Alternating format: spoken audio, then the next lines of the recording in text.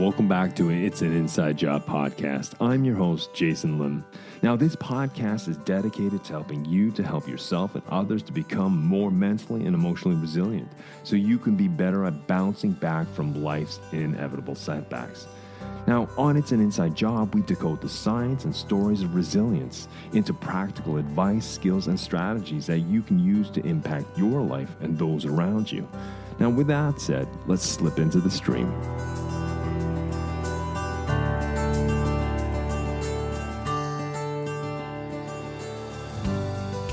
Well, welcome back to It's an Inside Job. I'm your host, Jason Lim. In this week's episode, I am thrilled to have a distinguished guest with us. He is an expert whose insights challenge conventional wisdom. Joining us today is Darrell Bricker. He's the co-author of the groundbreaking book, Empty Planet: The Shock of Global Population Decline. Darrell's work challenges the prevailing narrative of a world hurtling towards overpopulation, presenting a compelling argument that the reality might be quite the opposite. In our conversation, we will delve deep into the contrarian perspective that global population growth is not the impending crisis we have been led to believe. Instead, we will explore the compelling evidence and the societal shifts that suggest the world's population is on a downward trajectory. We will unpack the implications of declining birth rates, shifting demographics, and the potential ramifications for economies, societies, and global affairs. What does it mean for our labor force, our economies, and our social structure if our population is not burgeoning, but declining? Moreover, we will discuss the profound impact this could have on environmental sustainability, resource allocation, and the very fabric of our societies. I mean, are we prepared for a world where fewer people drive profound societal and economic changes? So join me now on this fascinating conversation as we challenge assumptions and explore the implications of an empty planet. So now let's slip into the stream with the insightful Darrell Bricker.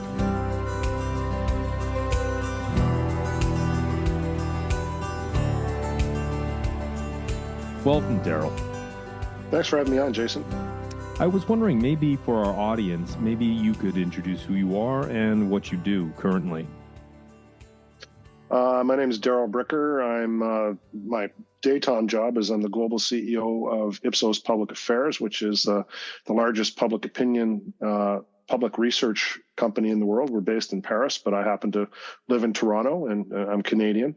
And my side hustle is I write books on topics that I'm interested in. And so I've written 7 books. Many of them have.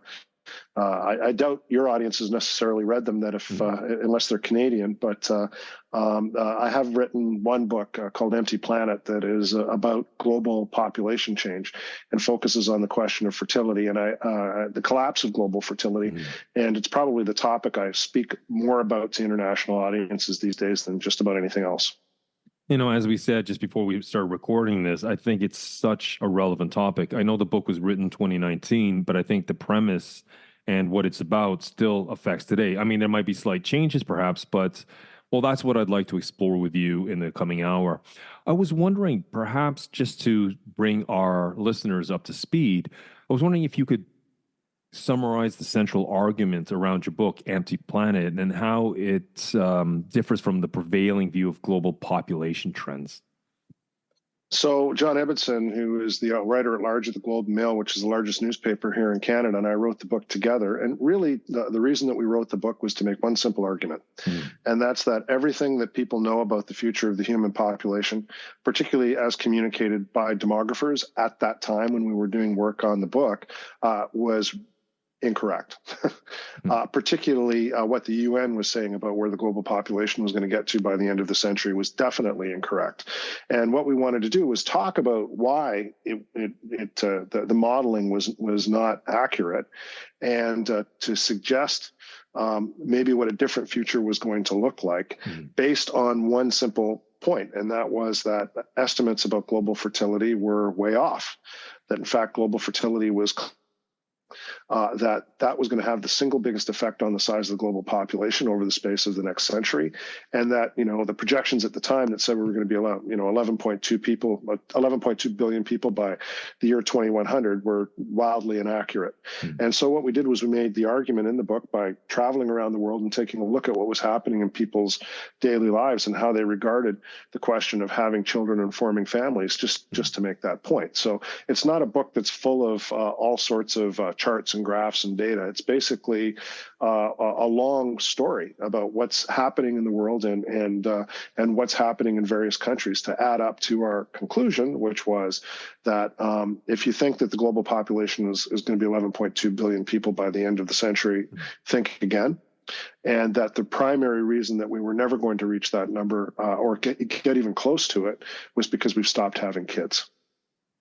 Yeah, it's definitely a contrarian view, and especially I guess it was definitely a contrarian view back in 2019. But I guess more this data is open to the world, more people are cognizant of it. I just find it surprising that there hasn't been that much in-depth look, and I think having a contrarian point of view really educates us to understand how that works.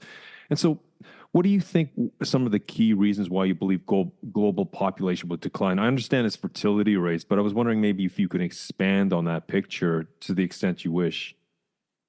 Yeah, it really is. It really is the changing number of children that we're having in our lifetimes. And basically what all of this is a result of is cultural change around the world, which is becoming a consistent global change. And that is as the world's population increasingly urbanizes, it changes the lives of women. And when women move into urban centers, they have different lives than their mothers and their grandmothers had, and they're exposed to different role models and different possibilities for their lives. So one of the things that they do is they probably try to extend their education. And then the second thing that they try to do after that is to participate in generating their own income by being employed for pay in a job outside of the home. And when you make those kinds of decisions, what it does is it pushes back all the other decisions, particularly about family formation. So it pushes back if you're going to be in a partnership, the year at which you become permanently partnered. And after that, it pushes back the time at which you decide to start your family. So Canada is a great example of this. I mean, the average Canadian woman back in 1960 got married around the age of 21 or 22, had her first kid when she was in her early 20s, and probably had 4 in her lifetime. That was the average. Today, the average Canadian woman gets married around the age of 30, if she gets married at all, has her first kid shortly after, and probably only has 1 or at the outside 2. And as a result, fertility has declined from 4 kids on average per Canadian woman down to 1.3 today, which is the lowest in Canadian history. Yeah, and I guess I've been reading some articles, as part of to a little more in-depth conversation with you.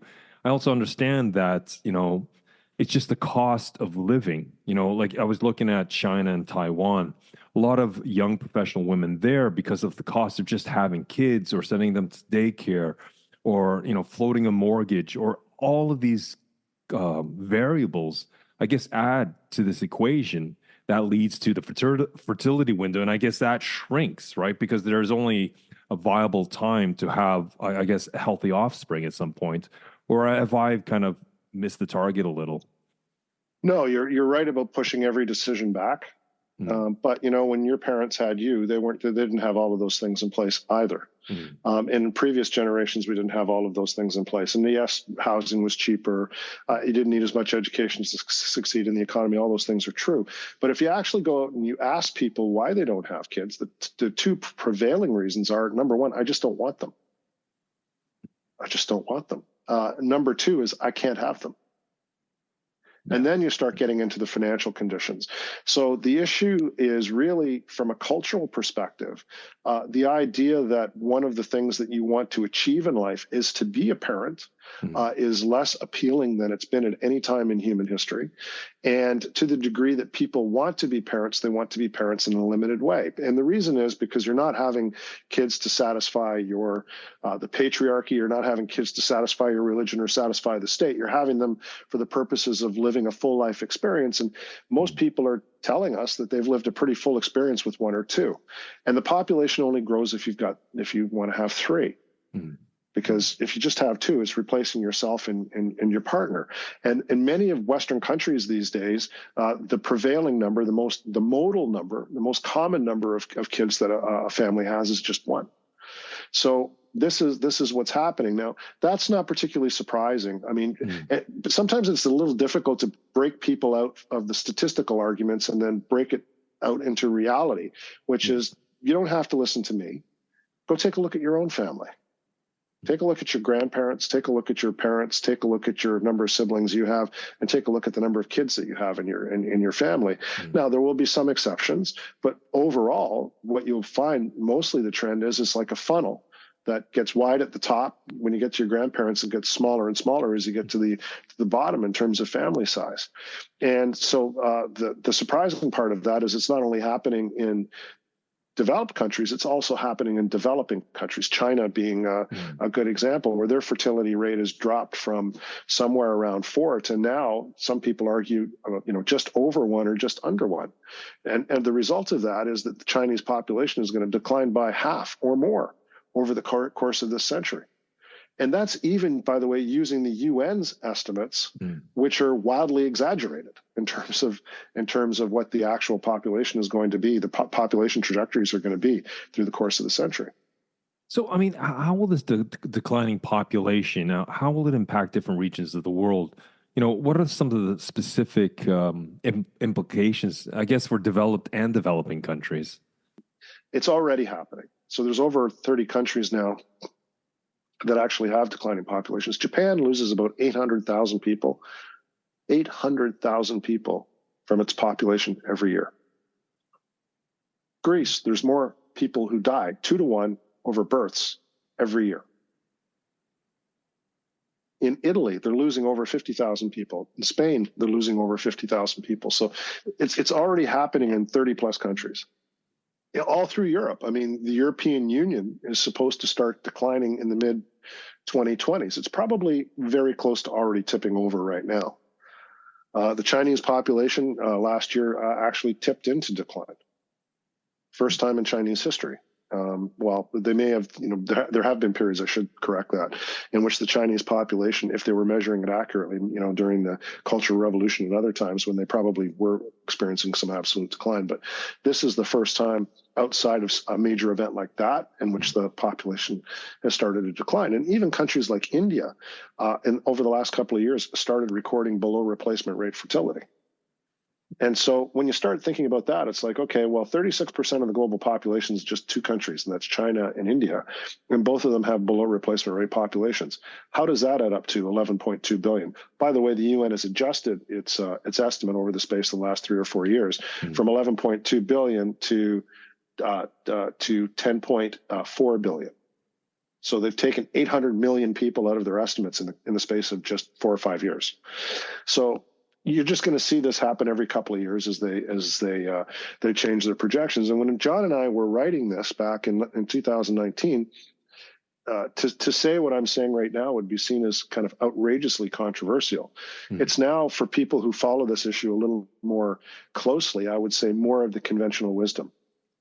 It's more the conventional wisdom. But I mean, understanding that, the people at the UN are putting these stats together, I would assume that they're highly intelligent people, knowledgeable, and they can draw from the same science, the same stats that you guys have done in 2019. But what is the reason do you think they still are estimating 10 plus billion people?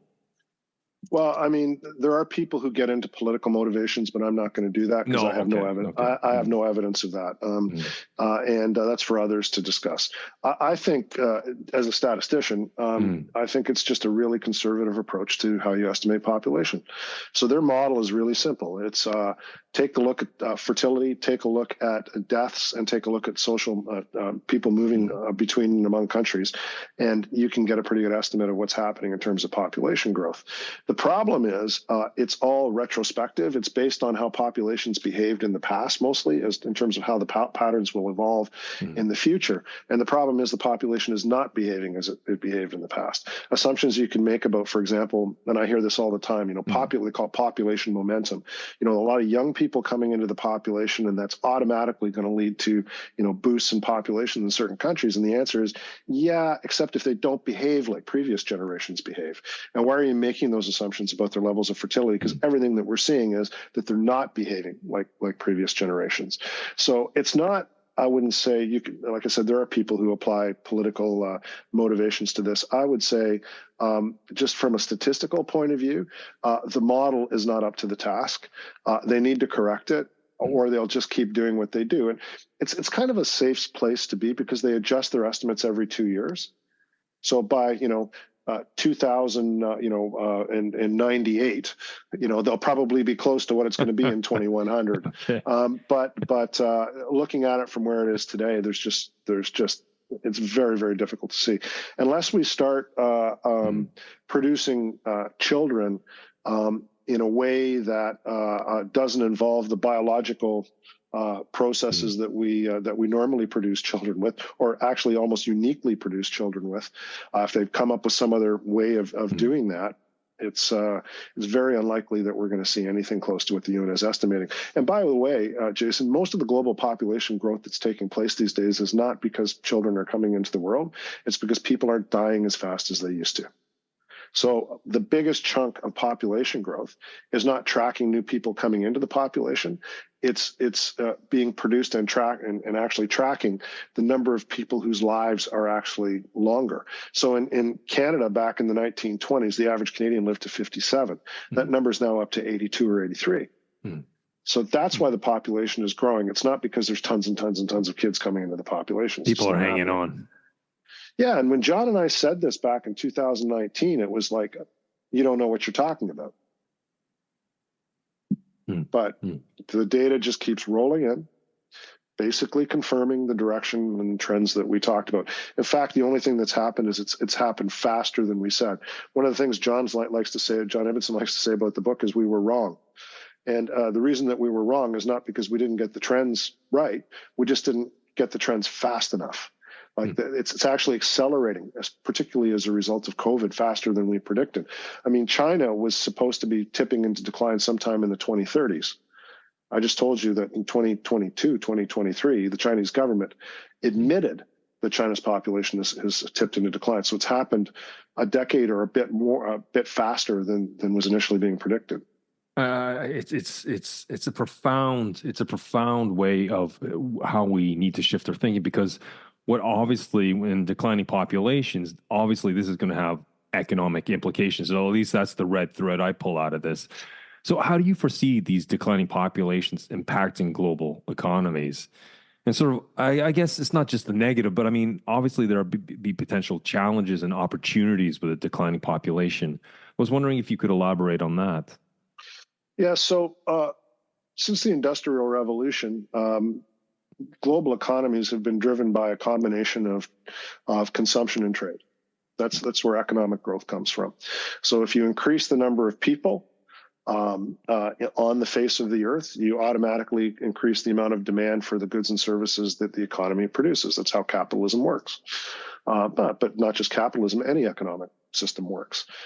When you produce a population that, first of all, is not in the consumptive phase, or the weight of the population is not in the consumptive phase of life, which is the younger phase of life, the younger generations. When those start to decline, and the larger part of the population becomes the older, less consumptive part, particularly one that's sitting on all the wealth, because young people don't have it. And one of the things you pointed to is mortgages and houses and rents. And well, one of the reasons is because all the wealth sits with the older generations. All of a sudden, you've got a big problem in terms of consumption, which is that unless we can turn older people back into consumers, economic growth going forward is going to be really threatened. The other thing that happens is that innovation, which tends to be a younger person's game, gets reduced. So some of the issues that we might be able to resolve as a result of innovating won't be solved possibly as quickly, or as I would say as cleverly as they would if we had more younger people who are part of the innovation process. And These ideas aren't uniquely mine. There was an economist named Charles Jones at Stanford University who read Empty Planet and came up with something he called the Empty Planet result, in which he did basically all the mathematics around the question of what happens to the global economy going forward. And his two big points were fewer people, older people, less economic growth. That's the problem. And then secondly, what it does is it reduces the population that would be focused on innovation. I think that's what we're gonna be confronting. So as you said, traditionally it's been young people coming up through the game. They have the innovative minds. They are seeing new things. So that would beg the question with AI and the rise of artificial intelligence, and how far is that? I mean, again, I know we have to speculate here, but do you see AI helping to contribute to this sort of innovative process, finding new ways of doing things, novel ways of doing things? Every time I hear about AI, and by the way, I'm really fascinated by it and a big user of generative AI. We're only scraping the surface of what it can do to transform things. But every time I hear about what it's going to do for the future, all I can think about is jet cars.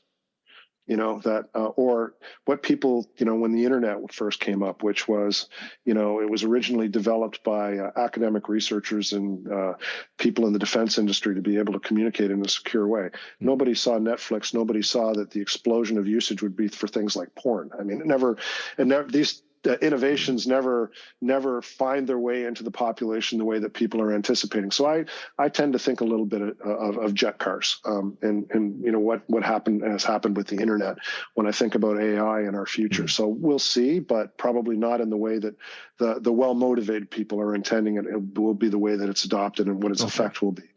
But the second thing is that AI doesn't consume anything. The problem that we have, I mean, where everybody automatically goes into this conversation, I didn't go there on purpose, was in the area of production. Production of all the problems that we have to face due to a shrinking and aging population is probably the one that we're most engaged with and have the most sense of how to confront it. And the reason for that is there are countries that are already dealing with it. So for example, like Japan and its robotization and everything from how it manufactures things through to, even providing, service robots to work in, seniors facilities and that kind of thing. So consumption, production, I think that's the easier problem to deal with. The really big problem for the future of our economy to deal with is consumption. And that's because robots don't buy anything. AI doesn't buy anything. The people who are going to be the largest segment of our population, they don't tend to participate in the economy. Nobody makes anything for them. I mean, people who produce consumer goods basically have a complete blind spot when it comes to older people. They still think that they're catering to the post-Second World War baby boom in its infancy. But that consumption part of what's going to happen in the global economy is the part that I think is going to be the most vexing that we're going to have to deal with, because if there's no consumption, then the idea that we're going to have stagnant growth going forward has to become part of how we prepare. It has to become the assumption of what the future is going to look like, because there's no obvious way that consumption goes up given those demographics. Yeah, production, consumption. So do you think at a fundamental level, we have to rewrite the narrative of what economic prosperity is? And I know that is not a simple thing to do. I mean, do we need to redefine how we see progress, how we see growth, how we see economic flowering? Well, there's some people trying to do that. The degrowth movement is out there, but honestly, that's kind of Marxists living their best life again, right? Yeah. Okay. It's not really realistic. But I think that what's going to happen is the facts are going to start producing more of a conversation about these things. Auguste Comte, a French Enlightenment thinker, came up with the term demography as destiny, and people have criticized him every moment since, but I think he was a lot more accurate than what we think. I think our future is really going to be defined by what happens to the human species. And I know I have to keep coming back to that term human species, because we tend to think that we're not. But we are. We're a biological species with a lifespan of about 100 years. And if this generation doesn't produce the next generation, who will? right? So And if everybody Mm. decides to stop having kids, and by the way, every time I get up and give a presentation on Empty Planet in a public audience, somebody always stands up and says, I'm not going to have kids because I'm worried about the climate, I'm worried about this or that. There's interest groups out there saying, including the UN, saying, smaller families is what we need and all the rest of it. It's like, yeah, but if everybody decides to make the virtuous decision, we don't exist in just over 100 years. By the time, we're 50 years in the future, we've lost so much reproductive capacity that we probably we're doomed at that point. So, and I don't mean to be a millenarian about this. I'm not a doomsayer, but the math here is brutal. And by the way, it's not even mathematics; it's arithmetic. It's just addition and subtraction.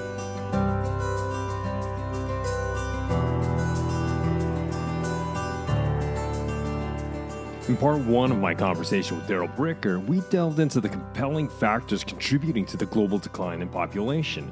One significant driver identified was the monumental shift towards urbanization and the consequent cultural transformations reverberating across societies worldwide.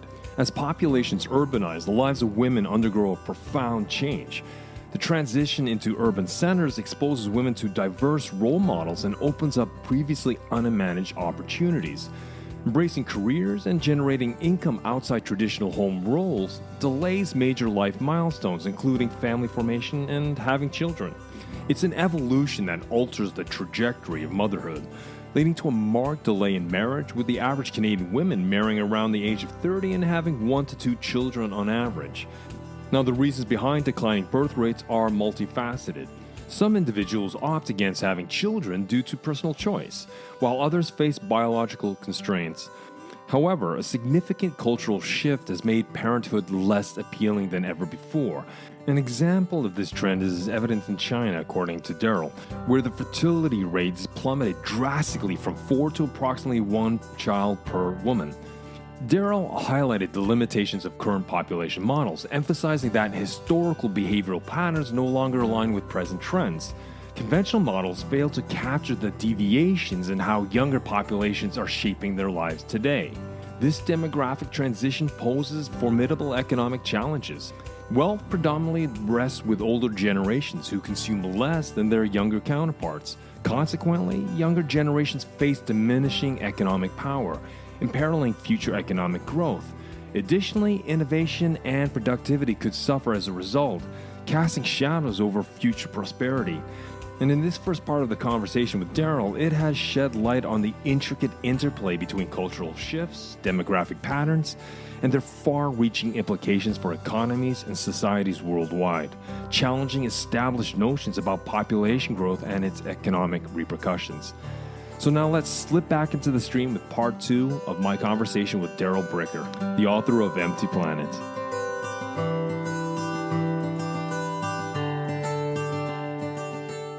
You said there were 2 things where people say, I don't want to have kids and I can't have kids. I can't have kids. That's a fertility problem at another level. But those who choose, would you say it is a trend, and meaning that it's kind of the flavor of the decade or the flavor of the next score of years? And do you think that there may be a change at one generation or another where they say, you know what, I want to have kids? Or, as you said, the mathematics are already playing where there's a point where there's no coming back. We've crossed some line. I think in some countries we've already crossed that line. I don't know how Japan does it. I mean, I don't know how Italy does it. There's just the median age of the population is 48 in both Italy and Japan. They're already old. And unless we figure out another way to produce human beings, their reproductive capacity has evaporated. So their only possibility is through some form of immigration. And, Japan doesn't like immigrants, and Italy has a real problem with them too. So the Italian population is in decline, and that decline will continue to accelerate. But could there be a change in how people view raising families? Yeah, there could very well be a change, but it isn't really happening anywhere. The only places that you can see it are in more religious communities. And the only country that we've seen in the modern era that's actually moved from below replacement rate to above replacement rate in a significant way is Israel. And for obvious reasons. But this is just the prevailing trend. Are all of a sudden are women going to wake up tomorrow and say, you know what, I want a family of 4, like they did back in 1960? Well, maybe they will, but I think based on all the evidence out there, the likelihood is not. So if we can get down a little nuts and bolts, why do people choose not to have kids? Or why is that a growing trend? Maybe even a majority of people saying, you know what? I have a good life. I've experienced a lot. I have the financial freedom to do what I want when I want. And kids are just going to belabor this process. I mean, what are some of the reasons that you've heard that why women or just young couples don't want to have kids, if we can just call it that? Because mostly it's because of lifestyle. I mean, that's the main thing. So the thought experiment I do with people is when somebody says to me, I don't want to have kids, and they give me the reason. So, sometimes it's climate change. So, well, if we limited climate change as a problem tomorrow, how big a family would you have? And it's like, so they they never thought about it. Or would say to somebody, okay, so the cost of children, okay, if we made it free, how many would you have? Mm-hmm. Because there are countries in which we've done that. Where you're living, it's basically almost free, given all of the child care assistance that you get. I mean, the Nordic countries are the model. Now they're not. Yeah, that's what I was just going to say. Yeah, but they're the model. I mean, if you don't think it's good in Norway, you're not going to find a better example of being progressive in terms of childcare and helping people to raise families anywhere else in the world. So you guys are at the high end of how most countries would aspire if they want to deal with this. And as well as I do, the fertility rate is declining in Norway. Maybe not as fast as it is in the rest of Europe, but the fertility rate in Norway is below replacement rate, and there's no sign that it will anytime in the near future go above. So if Norway, Finland, Sweden, and Denmark are all below replacement fertility and declining, what hope is there for anybody else? But like places like Canada and the States, where they have policies of immigration, and a lot of the times, they have the luxury of bringing in the best people to bolster the numbers, even if the native population is not growing. I mean, how are trends like maybe, I don't know about Australia, but Canada and the States, where they have immigration policies and they're much more open to that than, let's say, some European countries. Does that give North America an advantage, or am I seeing it in too black and white of terms? I think you're absolutely right. It gives Canada and the United States and Australia a huge advantage. Mm-hmm. Now, the problem is massive immigration is very culturally disruptive. And you're already seeing, a candidate in the United States who wanted to build a wall now talking about the blood of the nation being polluted by immigration in the United States with Donald Trump. I mean, there is reaction to these things. And I mean, even in where you are today, Norway, what the reaction has been to immigration in the country, certainly in Sweden, and there are, and obviously in Finland, there are in democratic systems, there are reactions to that level of cultural change that's been brought in by immigration. So it only works in certain places. Yeah, and I guess and the places where immigrants are coming from are also going through the process of declining fertility, declining populations as well. I mean, the biggest diaspora in the world today is India. And they're now below replacement rate fertility. I mean, China, there's a lot of still, for a while, it was the number one source of immigrants to Canada, no longer. And one of the reasons is because there aren't as many Chinese to send. Immigration's a young person's game, and the median age in China today is 39. Wow, that I did not know. 39.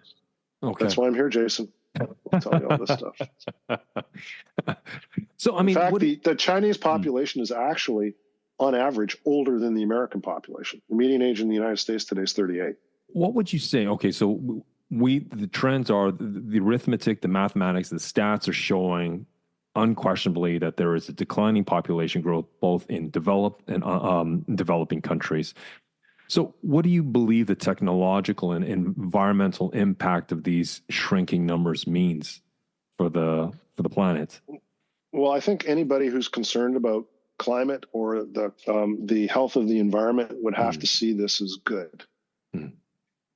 Fewer people on the face of the earth, if you believe that human beings, and I think most reasonable people believe this, are the source of destructive pollution in the world, and particularly the size of our carbon footprint. you probably are happy about this.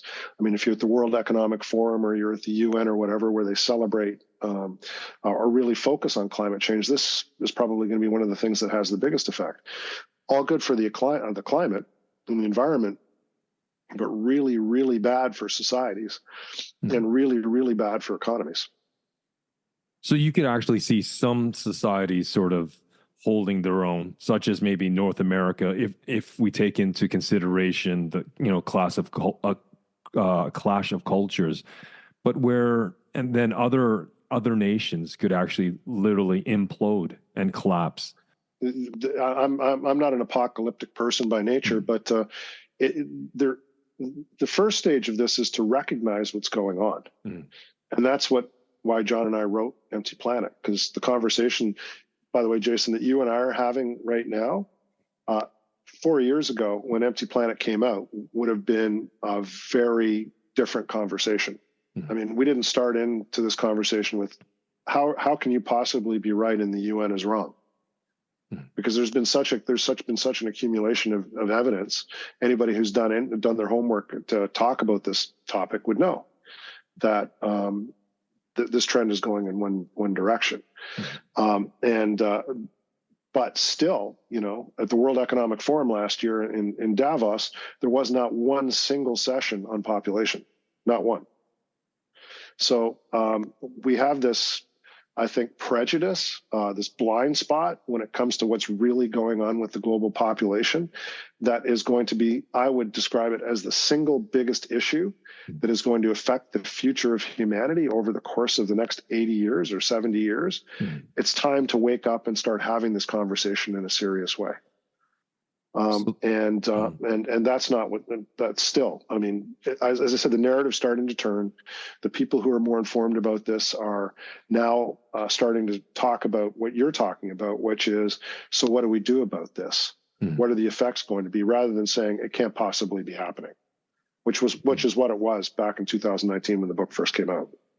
We've laid out the challenge. We've laid out that this is a trend and it's only a growing, it's like a snowball down a hill. It's just picking up speed and picking up mass. So how can we prepare and mitigate for some potential disruptions in this? I mean, are there recommendations you would have? Some things you've seen? Well, that's where John and I have kind of turned our attention to these days, and looking at recommendations. And, there's really kind of three different points of view on this.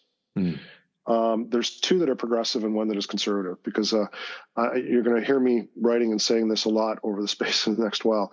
Demography is not just destiny, it's politics. So I think that what's happening is that this is now moving to more of a political conversation. And there's three groups. Two are progressive, one is conservative. One progressive group is the hallelujah, it's about time. We should get our global population down to 2 billion. That's what the globe can sustain, not recognizing, of course, that today we're 8 billion and the globe is sustaining pretty reasonably. But we should get down to 2 billion. And all of what I'm talking to you about right now should be completely celebrated. These are the degrowth people. These are the people who are part of kind of the population zero type movement. They see nothing but good in any of this. The economic consequences, they don't care, because we're focused too much on economic growth, and fewer people on the face of the planet is just going to be good. What they seem to fail to realize is that 2 billion, as the population was around the Second World War, 2 or 3 billion, is not the same 2 or 3 billion today. The pyramid's completely flipped. The population pyramid's completely flipped, and there's almost no kids. The population can't reproduce itself, and it's completely dominated by old people. So it's kind of an interesting fantasy, but they don't really, beyond the reduction of the numbers, they really haven't given it a lot of thought. In the environment, they haven't given it a lot of thought. And then there's a second group, and if that's the radical position, the reasonable, liberal, progressive position is, oh well, the reason that this is happening, and we even had that bit of that conversation today, was essentially market failure, and market failure as a result of sexism and inequality. So if we just made it easier for women, if we put the right incentives in place, so women would not suffer a career penalty for having kids, and they were able to afford having kids, by either dealing with the houses that they would raise them in, so the real estate prices or the cost of childcare or whatever it is, this would simply fix itself. And we would get to that neutral, kind of 2.1 level in which the global population just replaces itself. Except every place that it's been tried, it hasn't really worked. And you're sitting in one of them. Like, what else can the government of Norway do? It's very difficult to see what the next incentive system is that you can put in place to make the market work, because it's a problem of market failure. So the problem with those guys is that's where everybody wants to be. That's where the conversation is right now. And the problem is it's not really having an effect. And then there's the third point, which is the one that is the most distressing, I would say. So if the first one is not, they've got their eyes closed to this, okay, well, their eyes are going to be opened by the facts at some point. The second group, market failure isn't the problem. Well, they're going to wake up a little bit going forward. Maybe they'll come up with some different ideas. And then there's the third group, which is the conservative group that John and I call neonatalists. And basically their point of view is all we have to do is go back to the baby boom. We know what works. So that means women out of the workplace, greater focus on religion, greater incentives to families to have large families, greater incentives for women to abandon the educational system and start producing kids like their grandmothers did. And if we just went back to that, then we would have another baby boom. Good luck. Yeah, well, it's like, okay, well, that's the behavior you want. Maybe not the educational part, but the having more kids is what you want. But which women are going to go back to that? I mean, so it's you got this dialogue of the deaf that's happening on all of these things, in which none of them are really talking about anything that would be particularly appealing to the public. Or if they are talking about something that's appealing, it doesn't work to the level that the people who are the advocates think they would, like the people who are in that second group. Like, let's make childcare for free. How many more kids are you going to have? Well, we just reduced childcare costs. The government of Canada tells us down to half of what it was 3 years ago or whatever it was when they brought in the program for childcare that the Trudeau government put in place. And in the period of time that it's happened, fertility rates gone from 1.5 to 1.3.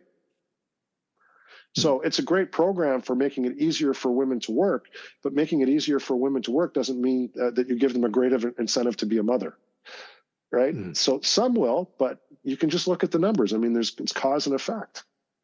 So this is why it's going to move into the world of political conversation. And it's because the issue is going to become more urgent as the facts build up, as you're learning probably through your research to have this interview, as the facts build up. And there's going to be a really very complicated, difficult political conversation in which the various sides are just starting to form that's going to take place. And this is going to work itself out, I think, through the political process, because demography is politics. And so do you see, maybe not in all countries, but in certain regions, there is social unrest, however that shows up? Well, I think we're seeing it in some countries, like, for example, Italy right now, where we've just seen a government with a pro-natalist policy elected.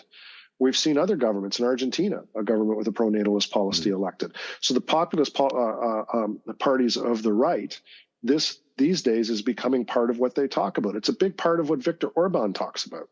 They don't want immigrants in Hungary. They've nationalized in vitro fertilization and made it a state asset. If you've had 4 kids, you no longer pay taxes. Why? Because Hungary, if it can't reverse its fertility decline, is going to disappear. Serbia, Croatia, all of the former Yugoslavia, all of them are in danger of disappearing because their populations have evaporated through a combination of almost no fertility, really old populations in terms of median age, but also a diaspora that's left, of the younger population that's left, and they're working in other places in the EU, for example. So population is going to become a very, very political conversation over the space of the next 20, 30 years. I think you made I'm so fascinated by, the shifting populations of immigration, over the last, news cycle, the last 3 months, there's been a focus on Poland where they say, we don't want any of these type of immigrants, but we've taken 1 million Ukrainians, and they don't have such a huge cultural clash. And then that obviously it helps the economy in whatever ways. But do you see because as you said, part of it is the cultural clash when you have one type of society that hold different values or have different values, and it just clashes. And over trickle, it allows the majority of the population to absorb and to understand. But when there's like these waves coming over, you can understand how it can bring out the right wing nut jobs out of the woodwork, and they create this sort of fermentation between these two populations, creating just riling people up. I mean, is there something there that needs to be addressed? I mean, is this a conversation we need to have, or is it just too politically sensitive? Well, one person's nut job is another person's patriot. Yeah, yeah, exactly. Yeah. So I try not to put any value judgments on this, but as a political scientist, I'm observing it and I can see it coming. Just like when 2019 and John and I came out with this book and said, this is where we're headed. The next thing is we can see where this conversation is headed, which is it's going to become a very political conversation. And you can see the sides being drawn. And you've got, as I said before, one group that just celebrates everything about this, the decline of population. You got another group that sees it as market failure, and they're wrong about that. And then you've got this third group, which is basically nostalgic and potentially nostalgic in a very destructive way, that wants to move society back and challenge some of the things that have been hard-fought rights. Everything for abortion is a great question, issue for this. So, the current debate over abortion is really over two things. It's over the right of a woman to choose and the right of the unborn. That's been the defining conversation. But what happens when you bring in the decline of the population as another element to that? That's something we haven't really dealt with. Interesting. It's going to bring a whole new character to this conversation. And there can be an animating element here that isn't about the rights of women, ultimately is about the rights of women and the rights of the unborn. But there's a national interest associated now with a certain type of outcome. That doesn't exist right now, but you can see it coming. Maybe we've already addressed this, but I'd like just to rewind. You spoke about certain regions of the world or countries that might buck the trend of declining populations. Maybe there are some initiatives and efforts and policies put into place to try to maybe slow things down. And you mentioned the Nordics or the Scandinavian countries. From your experience, are there other conversations or other things that we might have to think that go beyond the three clusters of you're talking about the neonatalists, the degrowth people, and the third group? Is there something else that can maybe bolster certain initiatives that are not 100% promising, but can help bolster the encouragement of population growth, maybe in certain regions? Well, the most immediate thing that we're going to have to deal with is the elderly population. So the most obvious and immediate effect we're going to be dealing with is that. So by 2030, the entire global baby boom, as is defined by, I guess, the North American version of what the baby boom is, that is kids born after 1945 up to the early 1960s, the entire global baby boom is going to be 65 years of age or older by 2030. By 2045, they're all going to be in their 80s. That life tends to peak just after 80 in terms of longevity, and then the likelihood you're going to live longer starts to decline. So we're going to go through a massive population change just because of those two things. What are we doing to get ready for that? Pardon me, because that's the first conversation. I think solving the fertility issue is going to be very complicated. Solving the aging part is the one that's going to hit us hardest first. So the priority would be, how do we solve the aging issue? Pardon me. So part of it, would it be sort of, again, forgive the ignorance of this question, but would we have to talk about wealth distribution throughout the generations and sort of counterbalancing that? So it's not all sitting at the top with the aging population. Again, I know that's very controversial, but I guess if we just talk theoretically now. Demography is politics, Jason. This is what I mean. It's going to be a huge, are we going to have to redistribute income based on generations? Because the people who are now fueling the rise of this right-wing agenda in many places in the world are not the old people. They're actually the young people who are not only feeling the pressure of everything that you were talking about before, but are in a situation in which the type of life that they feel, particularly middle-class drivers who feel that they've earned, are not getting access to. Mm. And so they're looking for solutions to that problem, and the solutions of the left aren't necessarily that appealing. Mm. The solutions of the right, which are more nostalgic, saying that you're entitled to the type of life that you think that you're entitled to because your parents had that kind of life and your grandparents had that kind of life, that has a certain amount of appeal. And there's an energy in those movements right now. So I think, over the space of the next 10 years, and who can even say beyond tomorrow, but over the next 10 years, that would be the thing I'm looking at. And a lot of it is going to be directed towards how you deal with this fact that there's young people feeling like they're left behind. And then you've got an older population that's basically sitting on all the wealth in most countries. Yes, yes. You can see sort of shifting trends here in the Scandinavian countries where there is more of that policy. And I think that, the idea of social democracy, to the extent that the Scandinavians do it, you may see a quicker trend as to distribution where they think more sort of,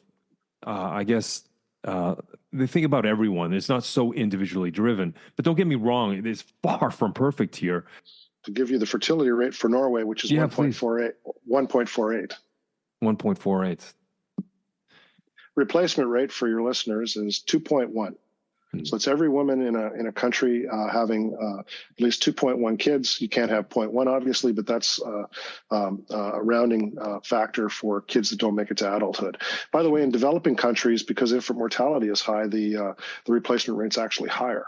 So a place like India is probably more like 2.3, 2.4, and the Indian fertility now is 2. But yeah, that's Norway. So whatever the Norway government is doing is, probably better than what the Italian government is doing, but not a whole lot better, and is really expensive.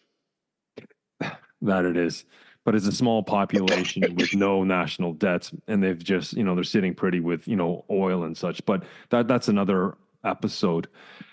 We are coming close to the top of the hour, and I appreciate all of your input and such, because I think this is a wake-up call.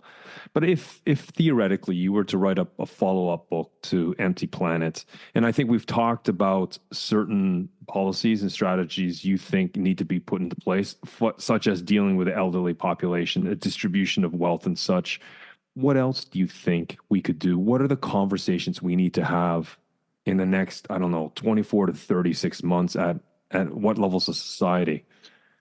Well, I'm not a policy person, so I don't really have a lot of prescription. And what I have seen, and by the way, I get asked this question a lot, and the answer is I just don't know.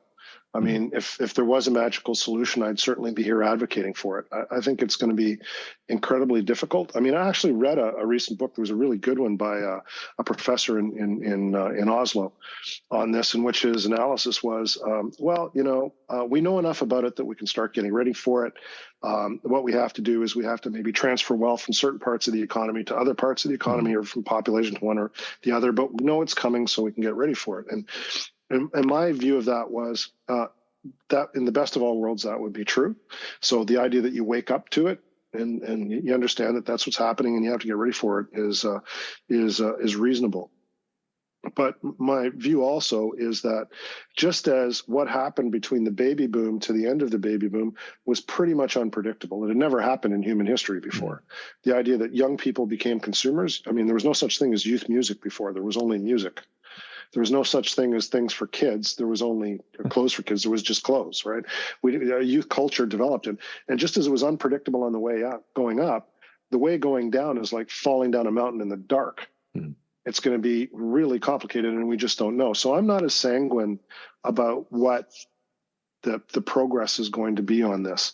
So I think that rather than suggesting a whole bunch of policy options that I've thought of, I prefer just to wake people up to the fact that it's going on, and whoever is very creative on policy should be starting to think about it. And a place that I would be starting would be anything that has to do with the elderly, not just as dependents, but as consumers. The better way to get people to unlock their wealth is to make things for them so they can participate in the economy again, which will help to spur economic growth. But if you look at advertising, I'm sure in Norway today, and take a look and see how many ads actually feature old people as mainstream consumers, I think that probably be a very small number. So I think that there's a lot of things that have to change in terms of the way that the private sector in particular looks at the population. And I talk to clients about this at Ipsos all the time. Open up your mind to what's actually happening in the population. And it's not what your marketing agency is telling you about, kids. I'll give you an example of this. Restaurants. Everybody wants to create the new restaurant for kids, right? If, the place where young people are going to go gather and have a great time. And they're not friendly places for older people.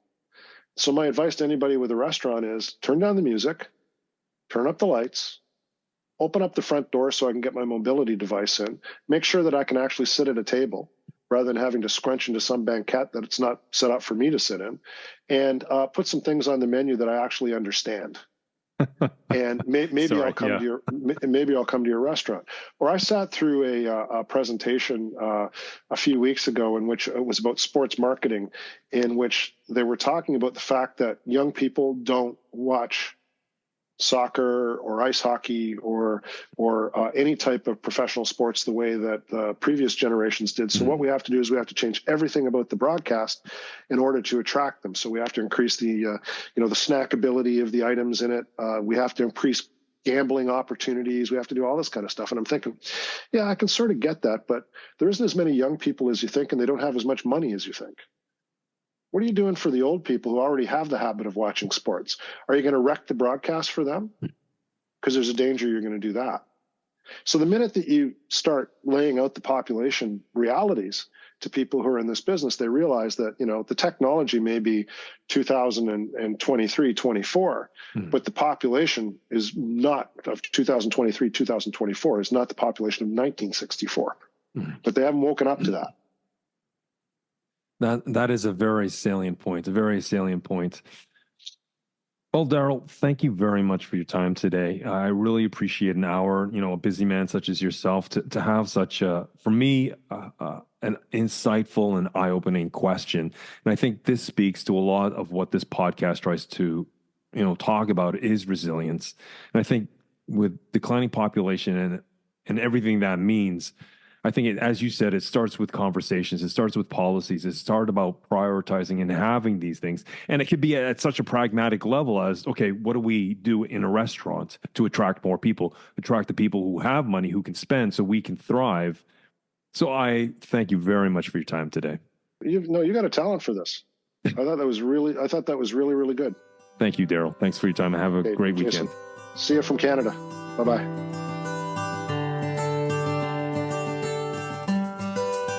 As we wrap up this eye-opening chat with Darrell Bricker about the wild ride of global population changes, it becomes crystal clear we're standing at a crossroads that demands our full attention. We've peeled back the layers and realized we're in the midst of a critical moment, one that slipped under the radar, a blind spot in our collective awareness. Darrell rightly points out that the destiny isn't a given in our democracy, it's a result of the policies we shape and the choices we make. Our conversation unveiled three distinct groups with different ideologies on managing population dynamics.